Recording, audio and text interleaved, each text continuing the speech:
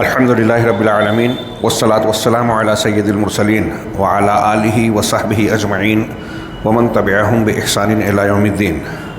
اعوذ باللہ من الشیطان الرجیم، بسم اللہ الرحمن الرحیم۔ ان ھذا القرآن یہدی للتی ہی اقوم۔ محترم حاضرین،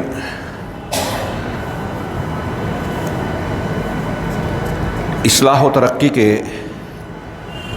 سلفی اصول کے ضمن میں آج جو قاعدہ اور اصول ہم پڑھنے جا رہے ہیں اس کی وضاحت ان الفاظ میں کی گئی کہ یہ لوگ یعنی اہل سنت والجماعت، اہل حق، قرآن و سنت پر چلنے والے یہ تسلیم کرتے ہیں کہ مقاصد شریعت تین ہیں۔ شریعت کے جو دنیا میں انسانوں کی بجا آوری اور عمل آوری کے لیے اللہ نے نازل فرمائی ہے پوری شریعت، جو اس کو ہم ہدایت کہتے ہیں، صلاح فلاح کا راستہ اور صراط مستقیم کہتے ہیں۔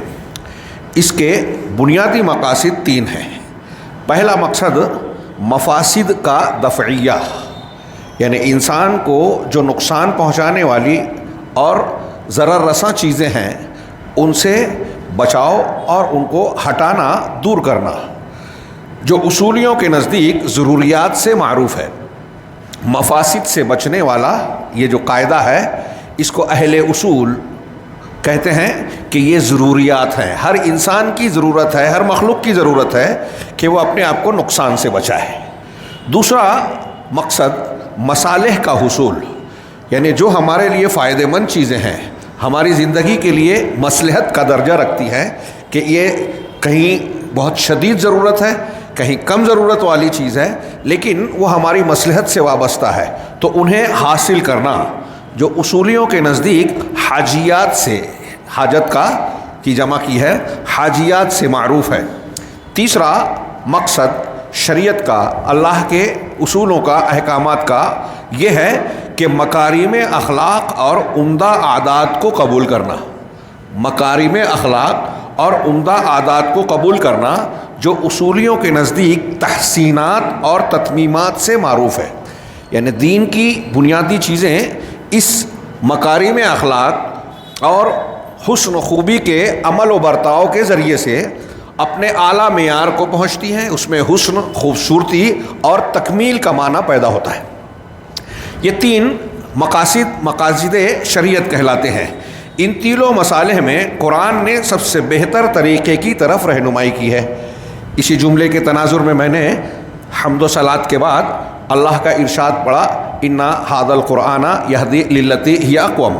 یہ قرآن اس راستے کی طرف رہنمائی کرتا ہے جو سب سے درست، سب سے اچھا، سب سے بہتر ہے۔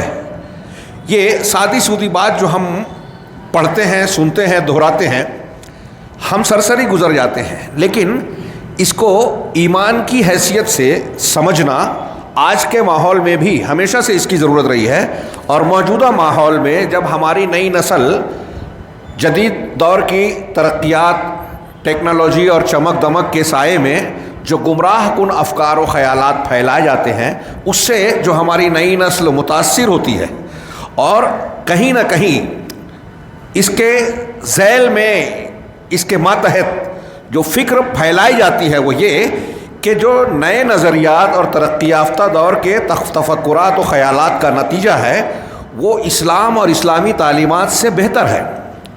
چنانچہ ان افکار، نئے ازم پیش کر کے اسلامی تعلیمات اور بعض احکامات کو تسلسل کے ساتھ اعتراضات کا نشانہ بنایا جاتا ہے۔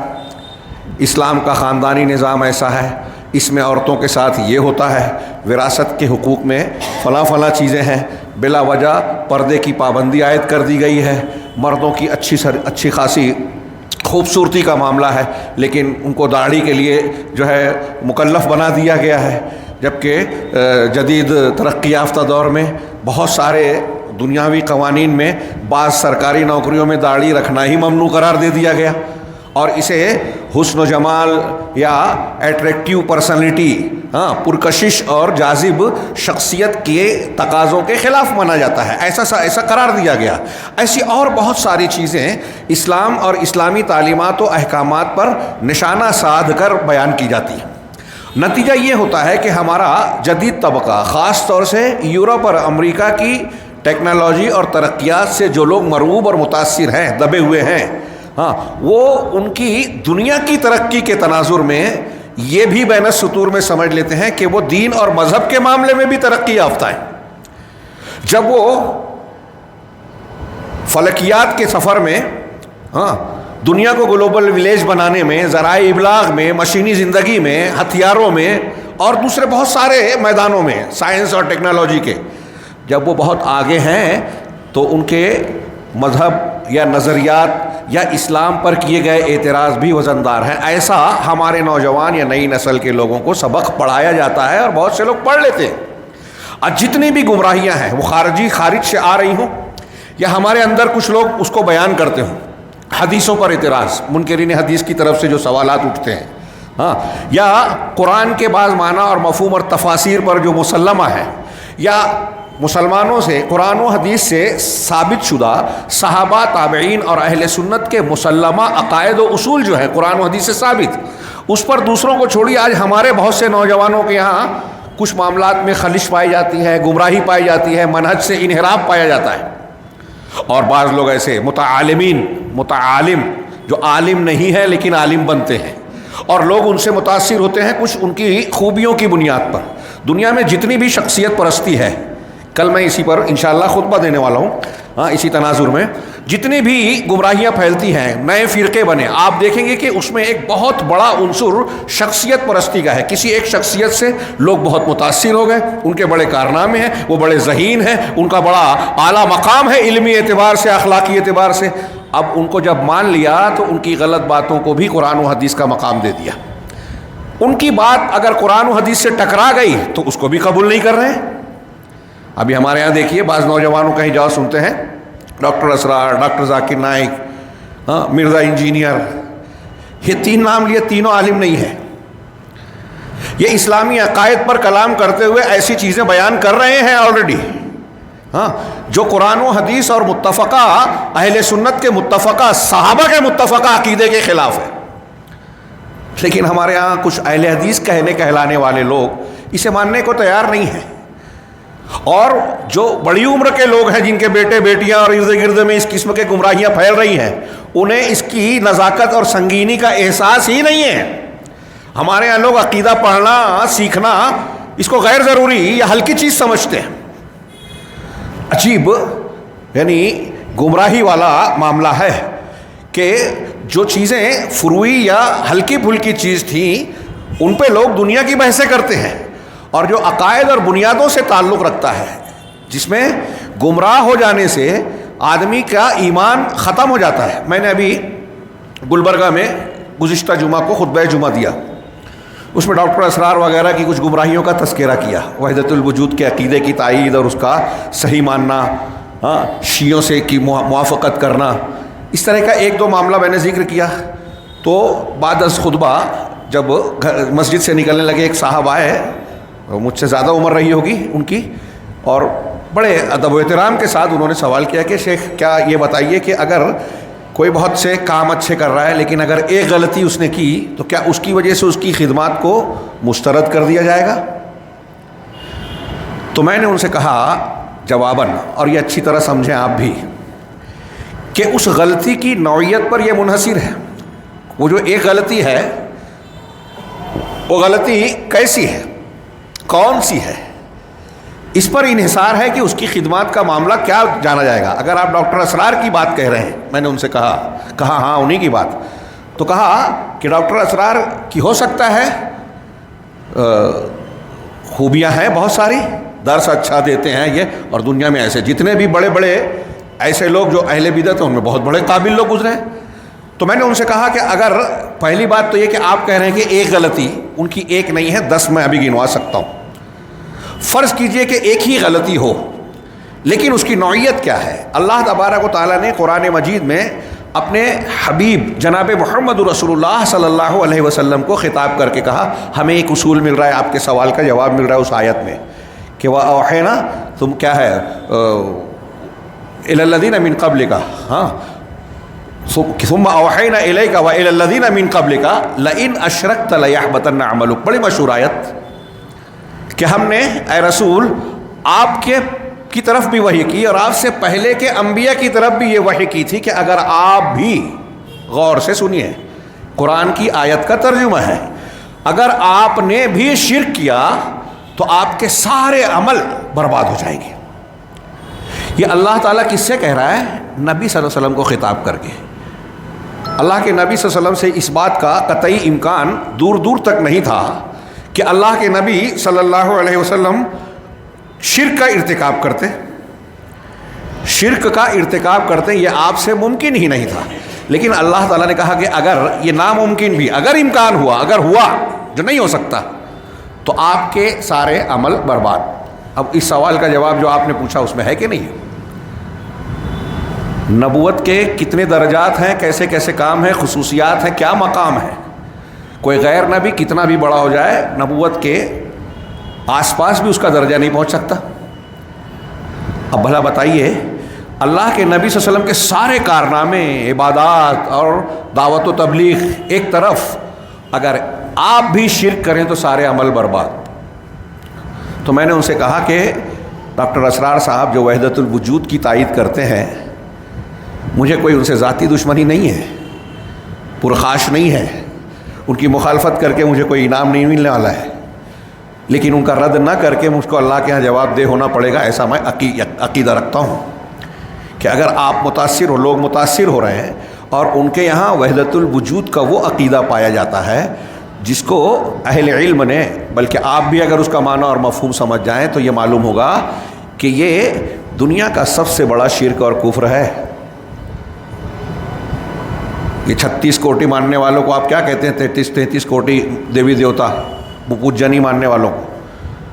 یہاں 33 کوٹی کی بھی حد نہیں رہی. وحدت الوجود میں ہر چیز اللہ اللہ ہے، اور ہر چیز میں اللہ ہے، ہر چیز اللہ ہے. جس مورتی کو پوجا جا رہا ہے وہ بھی اللہ ہے. فرعون بول رہا تھا انا ربکم الاعلی، تو غلط نہیں کہہ رہا تھا، وہ بھی اللہ ہے، اللہ اس میں بھی ہے. یہ وحدت الوجود کا معنی ہے.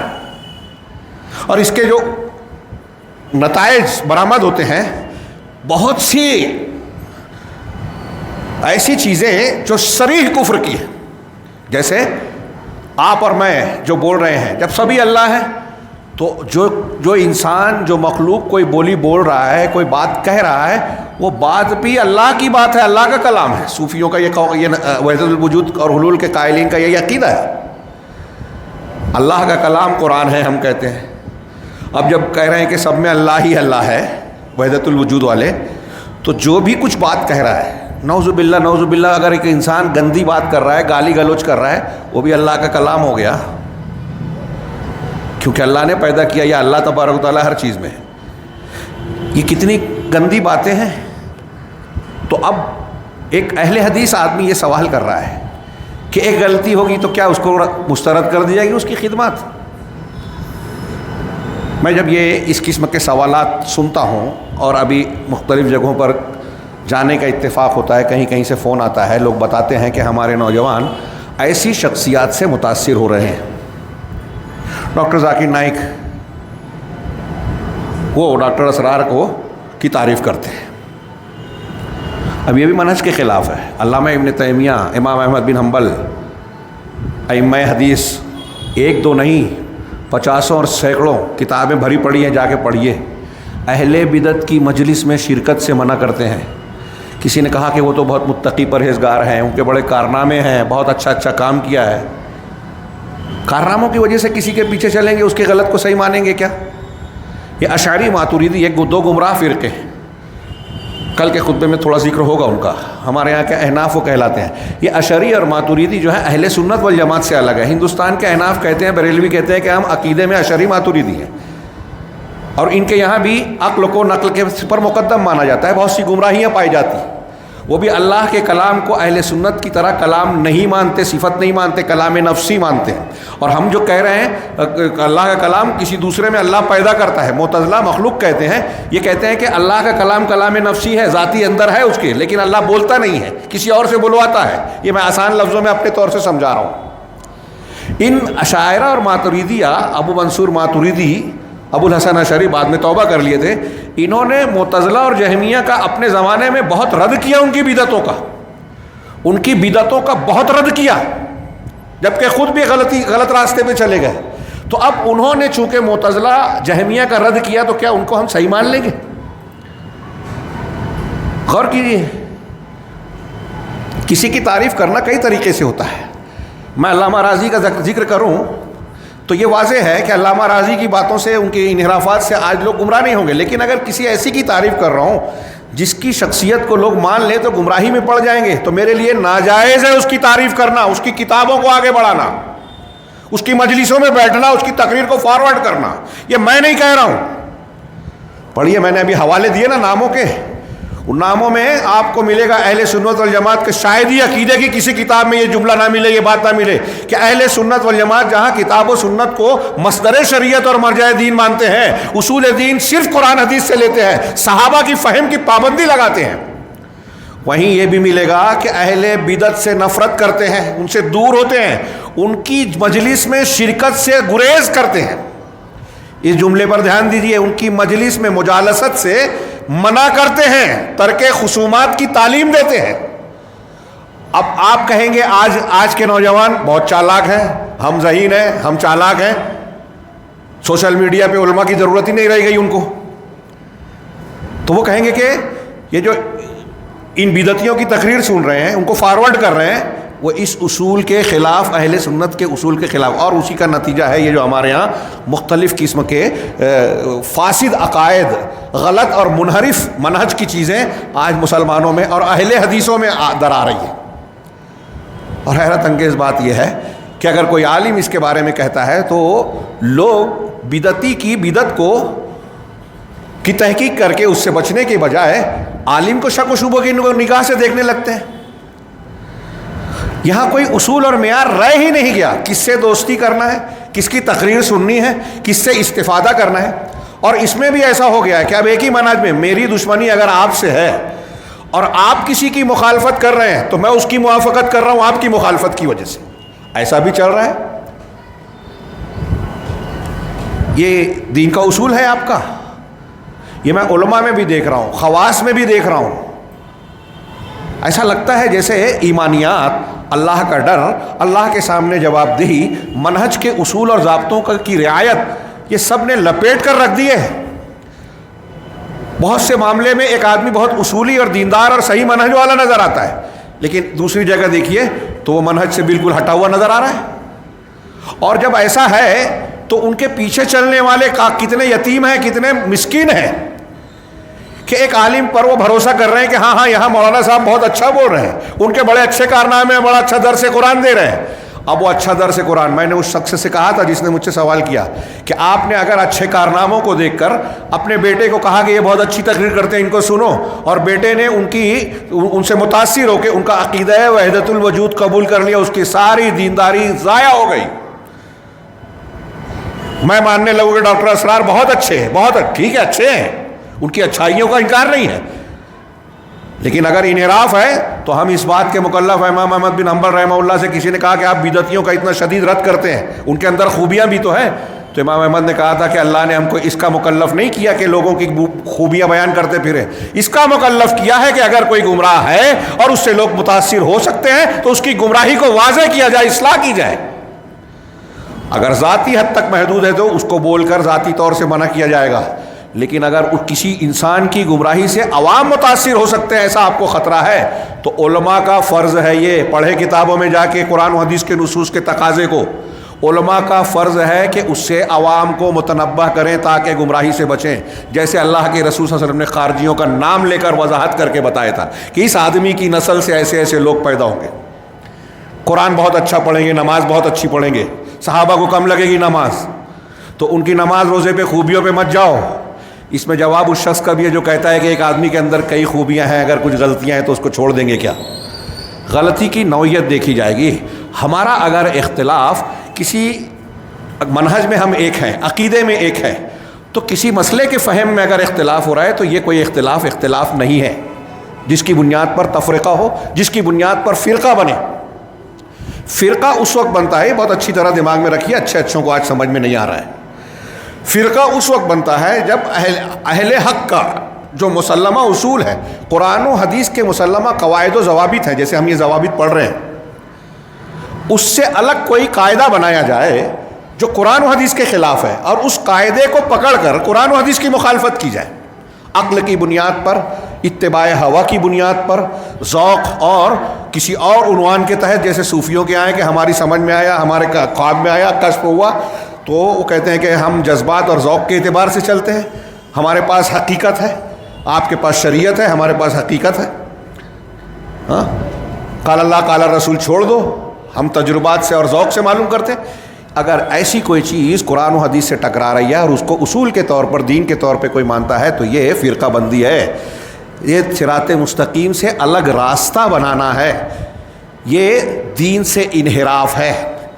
لیکن اگر کوئی مسئلہ ہے، فلاں چیز سے وضو ٹوٹتا ہے کہ نہیں ٹوٹتا ہے، فلاں چیز سنت ہے کہ نہیں سنت ہے، میں ایک دلیل دے رہا ہوں، آپ ایک دلیل دے رہے ہیں، یا ایک ہی حدیث کا معنی اور مفہوم کے سمجھنے میں فرق ہو رہا ہے، اس کی گنجائش ہو سکتی ہے، اس کی گنجائش ہو سکتی ہے۔ یہ جزوی اختلاف ہے، اختلاف تنوع کہلا سکتا ہے، الا یہ کہ دلیل واضح ہو جائے۔ وہاں بھی ایک کوئی یہ نہ سمجھے کہ جو جیسا کر رہا ہے سب صحیح ہے، جب دلیل سے واضح ہو جائے کہ یہی صحیح ہے، تو اس اختلاف میں بھی حدیث کا انکار اور مخالفت کرنا جائز نہیں ہے کسی مسلمان کے لیے۔ رفع الیدین ثابت ہے، مان لیا آپ نے کہ حدیث ہے، سنت ہے، اللہ کے رسول صلی اللہ علیہ وسلم نے کبھی نہیں چھوڑا وفات تک، اب چونکہ میرا مسلک نہیں ہے اس لیے نہیں مانوں گا، تو اب یہ چھوٹی موٹی بات نہیں ہے، سمجھیں۔ سنت کو پر عمل نہ ہونا ایک چیز ہے، سنت کو نہ ماننا خطرناک ہے، کفر ہے، کفر ہو سکتا ہے۔ تو اب بات تھوڑی سی پھیل گئی، انشاءاللہ کل میں تھوڑی سی اس سلسلے میں گفتگو کروں گا جمعہ کے خطبے میں۔ اللہ تبارک و تعالیٰ نے قرآن مجید کے ذریعے سے ہمیں صراط مستقیم دی، اور دین کے سارے معاملات میں جو ہمارے لیے مفید ہو سکتا ہے اس کی تعلیم دی، جو ہمارے لیے مضر ہو سکتا ہے اس سے بچنے کی تعلیم دی، اور جو خوبصورتی اور اعلیٰ ترین معیار ہو سکتا ہے وہ معیار ہم کو شریعت نے دیا۔ یہ ایک عقیدے کے طور پر آج ہم کو، آپ کو، ہمارے بچوں کو سکھانا بہت ضروری ہے۔ بات میری یہاں سے پھیلی، یہ بات دماغ میں رکھنی چاہیے کہ اس دنیا میں اللہ رب العالمین کے نازل کیے ہوئے دین سے بہتر تعلیم کسی اور دین میں نہ ہے، نہ ہو سکتی ہے۔ اللہ رب العالمین احکم الحاکمین ہے، الحکیم ہے، اس کی حکمت بالغہ ہے۔ اب بتائیے کہ آپ اور ہم یہ عقیدہ رکھیں کہ اللہ حکیم ہے، اور اللہ کے کسی قانون اور شریعت کے کسی ضابطے کے تعلق سے ہم یہ کہیں کہ یہ ہماری عقل میں نہیں آتی اس لیے نہیں مانیں گے، تو آپ اللہ کو حکیم مان رہے ہیں کیا؟ موٹا سا سوال، ابھی وہ لمبی اور گہری بحثیں جزوی دقیق جانے دیجیے، ایک موٹا سا اصولی سوال، میں کہتا ہوں کہ آپ مجھ سے زیادہ ذہین ہیں کسی مسئلے میں، ہاں، اور آپ کی بات کو میں مسترد کر دوں کلی طور سے، ٹھیک ہے، انسان سے تو غلطی ہو سکتی ہے، اللہ سے ہو سکتی ہے کیا؟ نبی سے ہو سکتی ہے کیا؟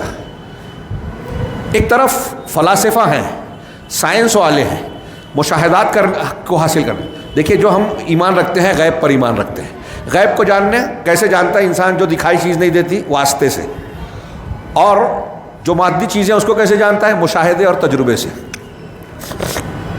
اب جو واسطے سے جاننے والی غیبیات ہیں اس میں آپ بتائیے کہ کچھ لوگ اپنے تجربے سے، اپنے کچھ حالات و کوائف، مشاہدات یا سنی ہوئی چیزوں سے، دنیا میں کوئی انسان نہیں ہے جن چیزوں کو مانتا ہے ہر چیز کا تجربہ کیا ہو، کوئی بھی انسان آپ کو نہیں ملے گا، بڑے سے بڑا سائنٹسٹ کیوں نہ ہو، ہر چیز جو وہ مانتا ہے اس کا تجربہ نہیں کیا رہتا ہے، سیکا لوگوں کے بتانے سے کچھ چیزیں مان لیتا ہے، ہاں، کچھ چیزوں پر اعتماد کرتا ہے۔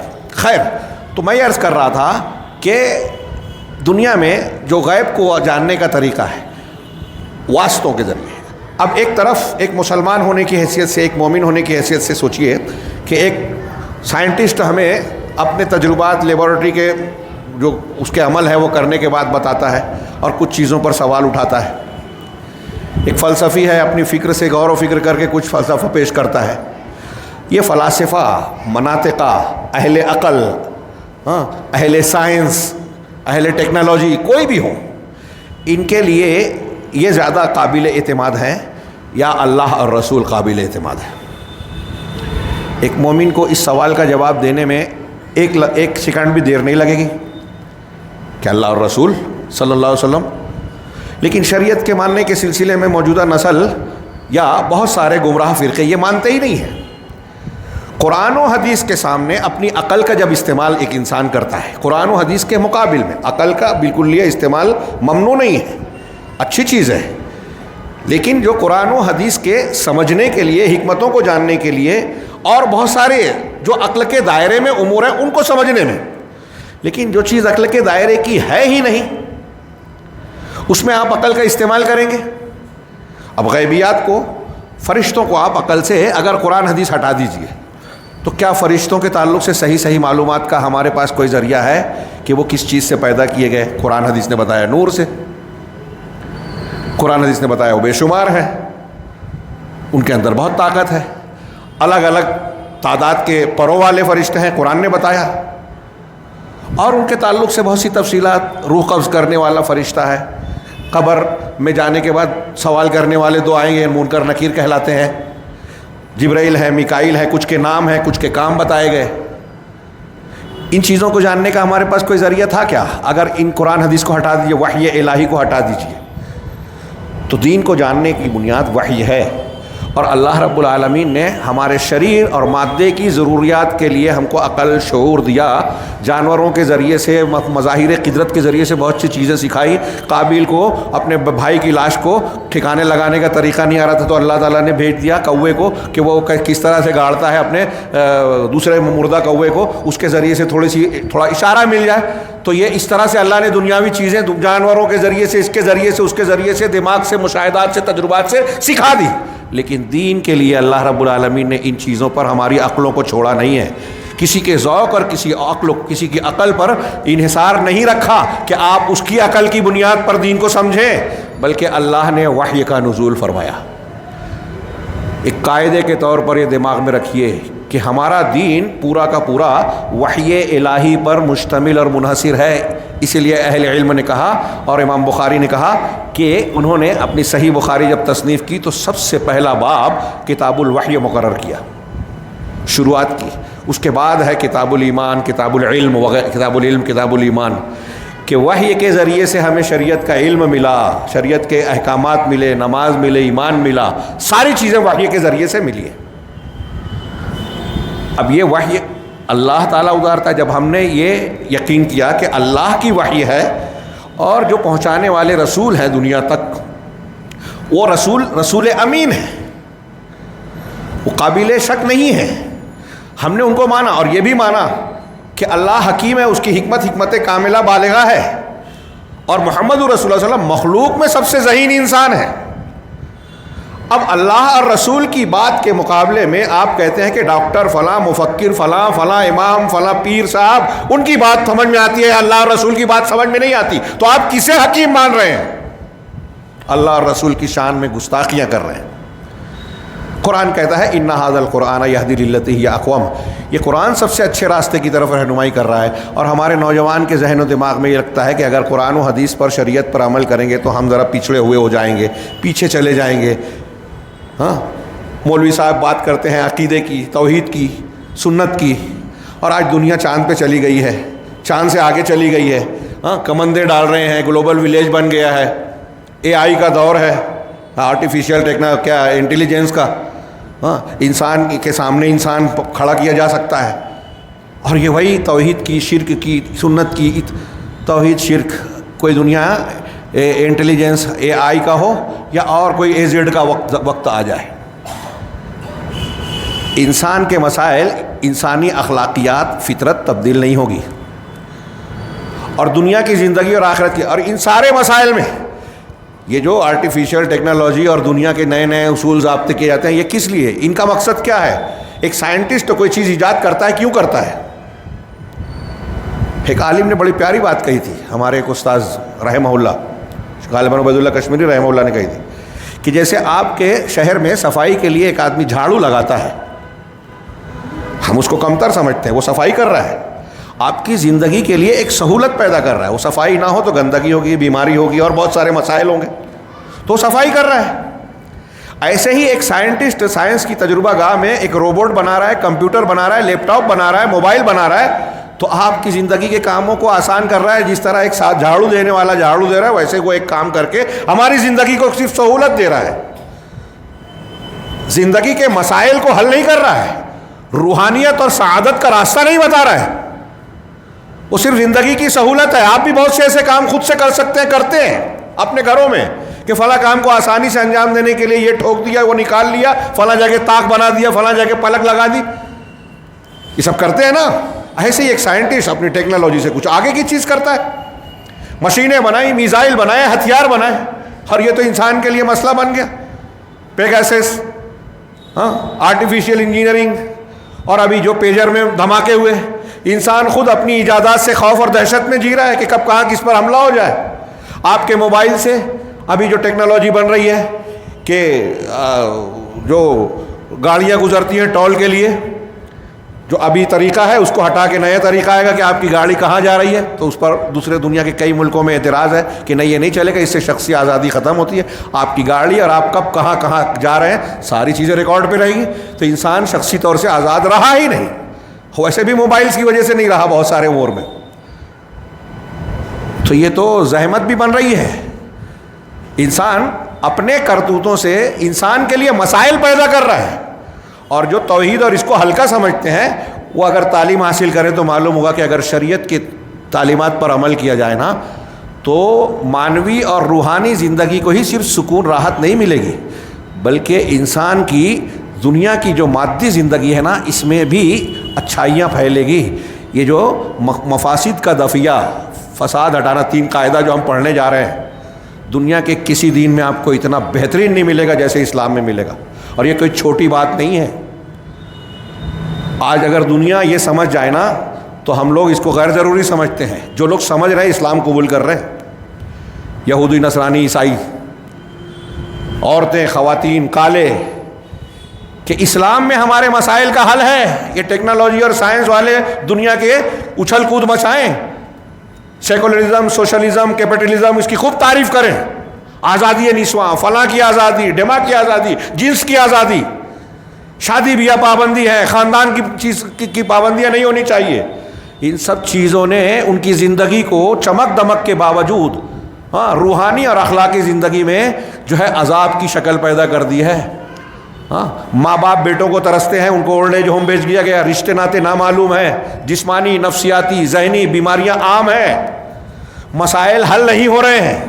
یہ کوئی میں ایسی بات نہیں کہہ رہا ہوں جو نہیں ہے، سب جانتے ہیں، لیکن اس کے باوجود ہمارا نوجوان متاثر ہو جاتا ہے. سب سے پہلا سبق جو اس آج کے درس کا ابتدائیہ ہے اس میں جو بات کہی کہ قرآن، تینوں مسالے میں قرآن نے سب سے بہتر انسانی زندگی کی یہ 3 چیزیں ضروری ہیں کہ ہم ان چیزوں کو جانیں جس سے ہم نقصان سے بچ سکتے ہیں دنیا میں بھی آخرت میں بھی، ان چیزوں کو اختیار کریں جس سے ہمارا فائدہ ہو سکتا ہے دنیا میں بھی آخرت میں بھی، اور ان چیزوں کو اختیار کریں جس سے ہمارے اخلاق، تعلقات، معاملات حسن و جمال اور اچھے اعلیٰ معیار پر پہنچ سکے، مکارم اخلاق. یہ 3 مقاصد، اور ان 3 مقاصد کی گرد قرآن و حدیث کی تعلیمات جس طریقے سے رہنمائی کرتی ہے دنیا کا کوئی دین نہیں کرتا. اگر میں ایسا کہنا چاہ رہا ہوں جو میں نے اب تک کی تفصیل بیان کی وہ آج ہمارے درس میں سمجھ لیجئے ضمناً آ گیا، اور وہ بہت ضروری ہے موجودہ ماحول میں. اگر ہم نے اپنی نسل کو صرف یہ سبق پڑھا دیا اچھی طریقے سے، ان کے ذہن و دماغ میں گھسا دیا، اور گھسانا چاہیے کہ اسلام سے بہتر قانون، اسلام سے بہتر تعلیم کوئی دنیا میں ہے ہی نہیں. لاکھ لوگ چیخ پکار کریں، چلائیں، اعتراض کریں، سچائی یہی ہے. اور انسان کی دنیا کی سعادت، سکون، کامیابی، آخرت کی کامیابی اسی کو اختیار کرنے میں. اگر یہ سبق ہم نے اچھی طرح سے ذہن و دماغ میں بٹھا دیا تو بہت سارے انحراف کے اثرات ہماری نسل جو متاثر ہو رہی ہے جن اثرات سے، ان سے وہ شاید کسی حد تک تو محفوظ ہو جائیں گے. کافی حد تک. کوئی اسلام کے خلاف چیز آئے گی فوراً اس کو مسترد کریں گے. علماء جس کے بارے میں یہ بتا دیں گے کہ یہ قرآن حدیث سے ثابت شدہ چیز ہے، یہ صحابہ کرام کا متفقہ فیصلہ ہے، اور جو چیز آپ مان رہے ہیں یا فلاں مقرر بیان کر رہا ہے وہ اس کے خلاف ہے، تو ایک مسلمان فوراً اس کو رد کر دے گا. اس کو رد نہیں کرتا. اس کا مطلب یہ ہے کہ اس کو قرآن حدیث اور اس عالم پہ بھی اعتماد نہیں، صحابہ کرام کے منہج پر بھی اعتماد نہیں ہے، وہ دین کی بنیاد سے ناواقف ہے۔ کیا یہ چھوٹی بات ہے؟ بہت بڑی گمراہی ہے۔ تو پہلا یہ سبق۔ اب ان تینوں مصلحتوں میں، ان تینوں مسائل میں قرآن نے سب سے بہتر طریقے کی طرف رہنمائی کی۔ میں چاہتا تھا کہ آج کا پورا سبق ہو جائے، لیکن صرف ایک چھوٹا سا حصہ مزید بیان کر کے میں بات کو، آج کے درس کو ختم کروں گا۔ پہلا مقصد ضروریات، پہلا مقصد ضروریات یعنی مفاسد کا دفعیہ، یعنی جسے مفاسد کا دفعیہ بھی کہتے ہیں، اور مفاسد کا دفعیہ 6 امور سے کیا جاتا ہے۔ اس کو اکثر ہم لوگ تقریروں میں، بیانات میں ذکر کرتے ہیں کہ دنیا میں جتنے بھی قوانین بنتے ہیں، ملکوں کے قوانین، سیاسی امور چلتے ہیں، تو بیسیکلی 5 چیزوں کا، یہاں 6 کہا ہے، کچھ لوگ 5 اور کچھ لوگ 6 بیان کرتے ہیں۔ 5 یا 6 چیزوں کی حفاظت کے گرد پورا قانون کا ڈھانچہ جو ہے گردش کرتا ہے۔ جان، مال، عزت و آبرو، عقل و شعور اور دین۔ اس میں دین پہلے نمبر پہ ہونا چاہیے۔ دین، جان، مال، عزت، عقل و شعور، انسان کی عقل و شعور میں اس کی صحت بھی آ گئی۔ اور چھٹی چیز کے طور پر نسب، خاندان۔ ان 6 چیزوں کی نگہداشت، نگہبانی، حفاظت تمام قوانین کا مقصد ہے۔ ان کی حفاظت کرنا ہر انسان کی پہلی ضرورت ہے، اور یہ محفوظ رہیں گے تو امن و امان رہے گا۔ ابھی ہمارے یہاں فساد ہوتا ہے، بہرائش کے فساد کی خبریں ابھی آپ پڑھ رہے ہیں، یہ تازہ ہے، تازہ زخم ہے تو وہ بہہ رہا ہے۔ اب یہ سلسلہ لوگ کہہ رہے ہیں کہ سیاسی مقاصد کے لیے جو شروع ہونے والا ہے پھر سے ہندوستان میں خونی کھیل، اور مسلمان نشانے پہ ہیں، پوری دنیا ہی میں ہے۔ غزہ میں 41-42 ہزار لوگ پچھلے 1 سال میں 12-13 مہینے میں جو ہے وہ شہید ہو چکے ہیں، بوڑھے بچے عورتیں ملا کر صہیونیوں اور رافضیوں کے نشانے پر لگے ہوئے ہیں، اور دنیا کو بیوقوف بنایا جا رہا ہے۔ پھر اور بھی لبنان اور اس کو لپیٹے میں لے کے اس میں سب کھیل کھیلا جا رہا ہے، وہ حقائق بعد میں سامنے آئیں گے۔ تو مسلمان تو ایک کھلونے کی طرح استعمال کیا جا رہا ہے۔ اب یہ جو لوگ ترقی یافتگی کی اور فلاں سیاسی قوت، تعلیمی قوت، فلانی قوت، سفارتی طاقت، ان کی بات کرتے ہیں، وہ ان مسائل کو حل کیوں نہیں کر پاتے؟ دین والا حل تو آپ اختیار کرنے کو تیار ہی نہیں ہے۔ شرک کرنے والا شرک کو چھوڑنے کو تیار نہیں ہے، بدعتی بدعت کے بات کرنے کے لیے تیار نہیں ہے۔ لوگ اتحاد و اتفاق کے نام پر یہ کہتے ہیں کہ اسلامی اصولوں کی بات ہی مت کرو، مہنگائی کی بات کیجئے، گیہوں چاول کی بات کیجئے، لیکن یہ بدعت ہے، یہ شرک ہے، یہ بات مت کیجئے۔ اور پھر دین کی خدمت بھی کر رہے ہیں۔ کون سا دین جس میں بدعت ہو؟ کون سا دین جس میں شرک ہو؟ عجیب حماقت کا یعنی ایک دورہ ہے، اجتماعی طور پر دانشوروں کی عظیم الشان حماقت ہے۔ تو میں عرض کر رہا تھا کہ اگر آپ دیکھیں کہ یہ جو لوگ اسلام پہ اعتراض کر رہے ہیں، جو ہمارے نوجوان متاثر ہوتے ہیں، وہ دعویٰ تو کرتے ہیں کہ بھائی جمہوریت، سیکولرزم، فلاحیزم، ان کا اپنا قانون بہت بڑھیا ہے، بہت شاندار ہے، لیکن ان کے سائے میں لوگوں کا دین محفوظ ہے کیا؟ لوگوں کی جان محفوظ ہے کیا؟ عزت و آبرو محفوظ ہے کیا؟ عبادت گاہیں محفوظ ہیں؟ دین کے ضمن میں آ گئی وہ چیزیں، کون سی چیز محفوظ ہے؟ اس کے بالمقابل اسلام کو تاریخ میں دیکھیے، آج بھی دیکھیے کہ جہاں ایمانداری سے اسلام نافذ ہے، وہاں لوگوں کی یہ 5-6 چیزیں دنیا کے دیگر تمام خطوں اور علاقوں کے مقابلے میں زیادہ محفوظ ہے۔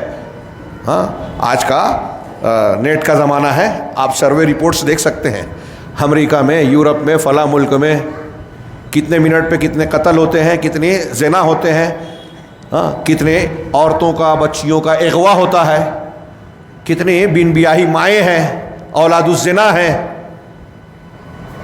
چوریاں کتنی ہوتی ہیں، مال کتنا غیر محفوظ ہے، دین پر کتنے ڈاکے پڑتے ہیں۔ یہ چمک دمک والی دنیا میں آپ سروے رپورٹ دیکھیے، اور اس پورے رپورٹ میں آپ کو سعودی عرب میں یہ شرح سب سے کم ملے گی۔ لوگوں کے جان، مال، عزت و آبرو اور ساری چیزیں محفوظ ملے گی، پھر بھی ہمارا نوجوان جو ہے اسی پر اعتراض کرتا ہے۔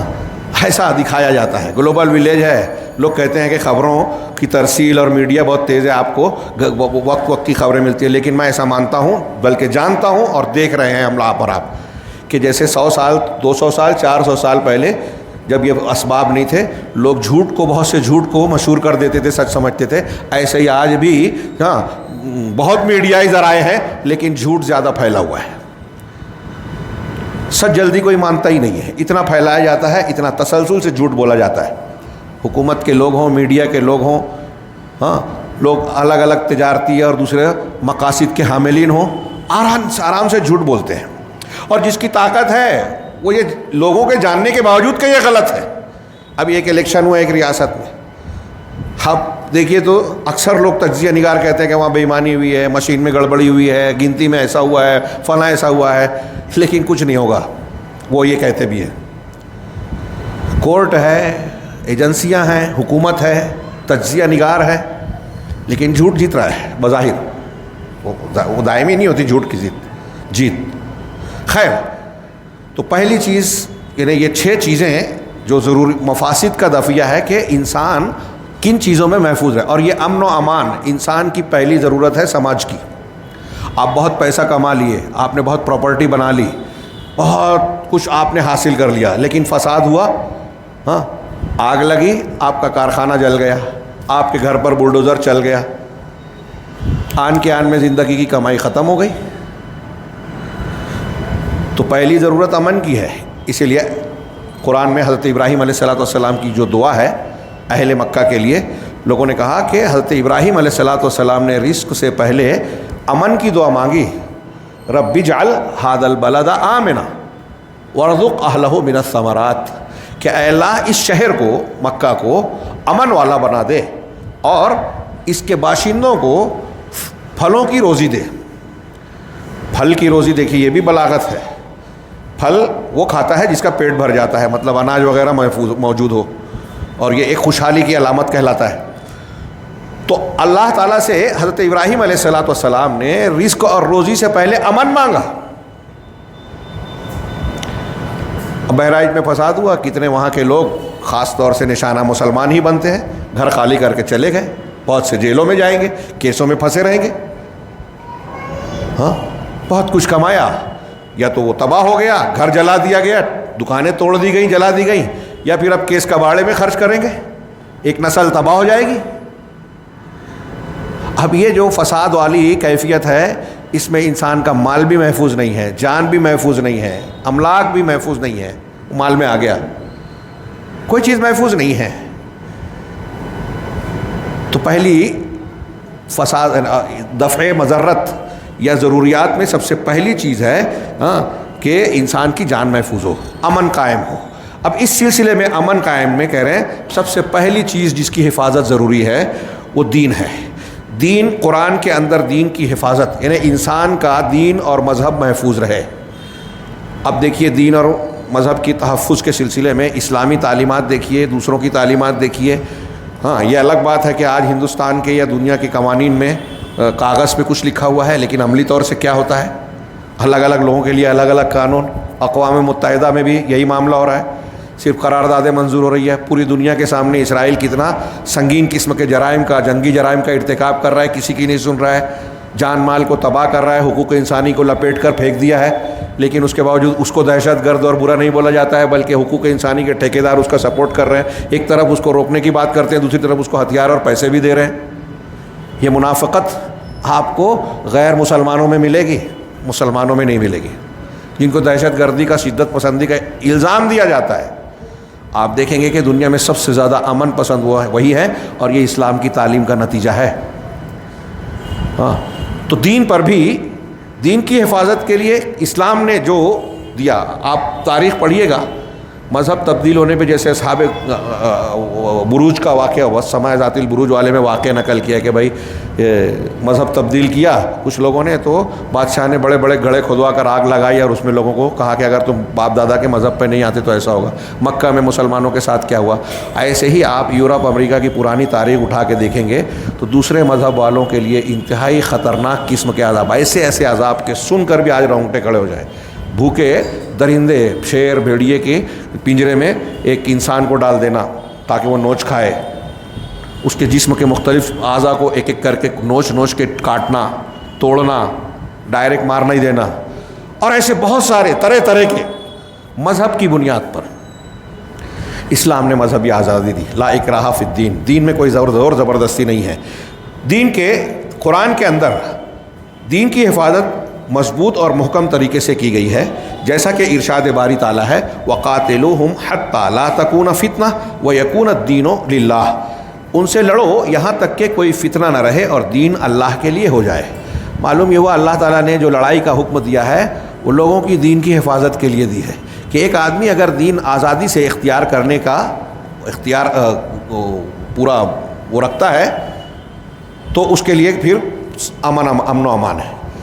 اگر آپ سچا دین اختیار کرنے میں آپ کو رکاوٹ ہے تو یہ آپ کا حق ہے، اس کے لیے آپ کو قتال کرنے کی اجازت اللہ نے دیا، حکم دیا ہے کہ دین پورا اللہ کے لیے ہو جائے. ہاں مزید ارشاد باری تعالیٰ ہے وَقَاتِلُوهُمْ حَتَّى لَا تَكُونَ فِتْنَةٌ وَيَكُونَ الدِّينُ كُلُّهُ لِلَّهِ، اور ان سے لڑو یہاں تک کہ کوئی فتنہ رہے اور دین سب کا سب اللہ کے لیے ہو جائے. کچھ لوگ اس لیے کہتے ہیں کہ دین اللہ کے لیے نہ رہے، اس لیے کچھ لوگ لڑتے ہیں. مزید ارشاد باری تعالیٰ ہے قُلْ لِلْمُخَلَّفِينَ مِنَ الْأَعْرَابِ سَتُدْعَوْنَ إِلَىٰ قَوْمٍ أُولِي بَأْسٍ شَدِيدٍ تُقَاتِلُونَهُمْ أَوْ يُسْلِمُونَ فَإِن تُطِيعُوا يُؤْتِكُمُ اللَّهُ أَجْرًا حَسَنًا وَإِن تَتَوَلَّوْا كَمَا تَوَلَّيْتُم مِّن قَبْلُ يُعَذِّبْكُمْ عَذَابًا أَلِيمًا. بدبیوں سے، دیہاتیوں سے میں سے پیچھے چھوڑے جانے والوں سے کہہ دیجئے. کچھ لوگ فتح مکہ میں پیچھے رہے، مقابلے میں اللہ کے رسول کے ساتھ نہیں گئے تو خیبر وغیرہ میں، تو ان قریب تم ایک سخت لڑنے والی قوم کی طرف بلائے جاؤ گے، تم ان سے لڑو گے یا وہ مسلمان ہو جائیں گے. یہ جتال یہاں اس میں اشارہ ہے اس آیت میں کہ اپنے دین کی حفاظت کے لیے یہ قتال کرنا ضروری ہے، یا وہ لوگ مسلمان ہو جائیں. پھر اگر تم حکم مانو گے تو اللہ تمہیں اچھا اجر دے گا، اور اگر پھر جاؤ گے جیسے تم اس سے پہلے پھر گئے تو وہ تمہیں سزا دے گا، اور دردناک سزا. دین کے لیے لڑائیاں ہونی چاہیے، دین کی حفاظت کے لیے کوشش ہونی چاہیے. آج ہم نے وہ چھوڑ دیا. بے غیرتی اتنی آ گئی ہے کہ ہمارا بچہ گمراہ ہو رہا ہے، ہماری پیشانی پہ بل نہیں آتا. دنیا کا کوئی نقصان ہوتا ہے تو ہم بہت ٹینشن لیتے ہیں، دین عقیدہ بگڑ جاتا ہے کوئی مسئلہ نہیں ہوتا. اپنی بچیوں کو مشرک کے یہاں بیاہ دیتے ہیں، کوئی مسئلہ نہیں ہوتا. اس سے یہ پتہ چلتا ہے کہ ہماری دینی غیرت اور عقیدے کی قدر و قیمت ہماری نگاہ میں ختم ہو گئی ہے. ہم خود اپنے دین کی حفاظت کرنا نہیں چاہتے، جبکہ شریعت نے تو پورا اہتمام کیا ہے، تعلیم دی ہے. اور جیسا کہ ایک حدیث کے اندر وارد ہے امرت ان اقاتل الناس، یہ حدیث بہت مشہور ہے، میں صرف ترجمہ پڑھتا ہوں. مجھے حکم ہوا ہے لوگوں سے لڑنے کا یہاں تک کہ وہ گواہی دیں اس بات کی کہ کوئی معبود برحق نہیں سوا اللہ کے، اور ایمان لائے مجھ پر کہ میں اللہ کا بھیجا ہوا ہوں، اور اس پر جس کو میں لے کر آیا ہوں، یعنی قرآن اور شریعت کے تمام احکام پر جن کو میں لایا ہوں. یعنی دین کو اختیار کر لیں، امن قائم ہو جائے گا. اور دین کی مخالفت، دین نہ ہونے پر ایک مخالفانہ اور عداوت والا ماحول رہے گا. اب اگر ایک آدمی، یہاں اس کا یہ مطلب نہیں ہے کہ لوگ اس کے ظاہری ترجمے سے سمجھتے ہیں کہ ہر غیر مسلم سے جنگ قتال کی جائے گی. نہیں، اگر وہ دین کے سلسلے میں چھیڑ چھاڑ نہیں کر رہا ہے تو اس کو کوئی غزن نقصان نہیں پہنچایا جائے گا. ہاں، جب وہ ایسا کریں گے تو انہوں نے مجھ سے بچا لیا اپنی جانوں اور مالوں کو، مگر حق کے بدلے، اور حساب ان کا اللہ پر ہے. اور جیسا کہ ابن عباس رضی اللہ تعالیٰ عنہ سے مروی ہے کہ رسول اللہ صلی اللہ علیہ وسلم فرمایا من بدل دینہ فاقتلوہ، جو شخص اپنا دین تبدیل کر دے اسے قتل کر دو. یہ صحیح بخاری میں ہے، دین تبدیل کرنے والے مرتد کو قتل کر دو. ہاں، ہمارے ذاکر نائک صاحب نے امریکہ کے ایک سوال میں کہا کہ نہیں مرتد کی سزا قتل نہیں ہے. اگر ان کو حکمت نہیں معلوم تھی تو کہہ دینا چاہیے تھا کہ بھائی حکمت نہیں معلوم، حکمت تو بالکل صاف ہے. ہاں، ان کے علاوہ بھی بہت ساری دلیلیں ہیں جن سے دین کی محافظت کا پتہ چلتا ہے، اور دین میں زور زبردستی نہیں ہے. اللہ کے نبی صلی اللہ علیہ وسلم جب صحابہ کرام کو جنگ کے محاذ پر بھی روانہ کرتے تھے جو نصیحتیں کرتے تھے اس میں ایک جملہ یہ بھی ہوتا تھا کہ اگر آپ کہیں جا رہے ہو اور حملہ کر رہے ہو تو جو لوگ تمہارے مقابلے میں نہیں ہیں، کسی عبادت خانے میں، عبادت گاہ میں مصروف عبادت ہیں، تو ان کو بھی نقصان نہیں پہنچانا، عبادت گاہوں کو نقصان نہیں پہنچانا. یہ حالت جنگ کی بھی بات ہے، کہیں استثناء ہے تو اس کے مخصوص پس منظر ہے، کوئی ایسا واقعہ ہوا ہے اللہ کے رسول صحابہ کے زمانے میں، ورنہ غیروں کی عبادت گاہ کو نقصان پہنچانا منع ہے. یہ اسلامی تعلیم ہے. آج ہم پر الزام لگا کے مسجدوں کو نشانہ بنایا جاتا ہے، مسجدوں میں کیا کیا کیا جاتا ہے، توڑا جاتا ہے اس کو. معبد اور بابری مسجد والا معاملہ ہم جانتے ہیں، الزام ہم پر دیتے ہیں لیکن ان کا یہ کردار ہے. ہاں خیر، تو یہ ان کے علاوہ بھی بہت ساری دلیلیں ہیں جس سے پتہ چلتا ہے کہ اسلام نے مفاسد کے دفعیہ کے اعتبار سے دین کو ضرر پہنچانے والے امور سے لوگوں کو محفوظ کر دیا۔ اگر اسلامی قانون پر عمل کیا جائے دنیا میں تو لوگوں کا دین اور مذہب، ان کی عبادت گاہیں محفوظ ہوگی۔ یہ پہلا اصول ضروریات میں ہے۔ 5 چیزیں انشاءاللہ ہم اگلے درس میں پڑھیں گے۔ اللہ رب العالمین ہمیں دین کی سمجھ عطا فرمائے، اس پر عمل کی توفیق دے اور اس کے ذریعے سے دنیا اور آخرت میں کامیابی سے نوازے۔ وآخر دعوانا ان الحمد للہ رب العالمین وصلی اللہ علی نبینا محمد۔